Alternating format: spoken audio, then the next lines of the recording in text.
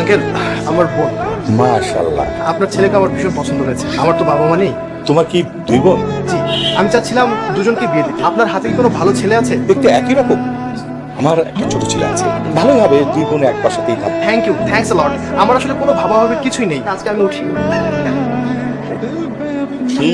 বিয়ের কথা আরো কথা শুনতে খুব মজা লাগে, তাই না? তুমি কি বিয়ে কনফার্ম করে ফেললে? হ্যাঁ, আমি মেয়ের সাথে সাথে সাগরের বিয়ে কনফার্ম করে ফেলি। সাগর কি বিয়ে করতে রাজি হবে? সাগরকে তো আমরা প্রথমে বলবো না, সেম কালারের দুইটা লেহেঙ্গা কি।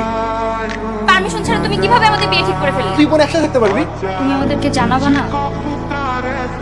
তুমি লেহেঙ্গা বলেছে কেন? কারণ দুটো বিয়ে হচ্ছে তাই। ওই এক বর পক্ষ তো আমরা আর কাউকে তো দেখছি না। একটা বর তামিম আর একটা বর সাগর। ওর মতো একটা ছাগলের এই বাড়িতে আমাদের কি শুনছি? তুই যদি একবার এই মেয়েটাকে দেখিস, হাত জড়িয়ে ধরে বলবি আমি এই মেয়ে ছাড়া বাঁচবো না। সত্যি সত্যি। ভাই এই মেয়ে বিয়ে করিস না। ও তোকে হিংসা করছে, ওর চেয়ে তোর বউ বেশি সুন্দর। মেয়েটা সব থেকে বেশি সুন্দর না? আমি বিয়ে একটা করছি, বাবা আমি বিয়েটা করবো।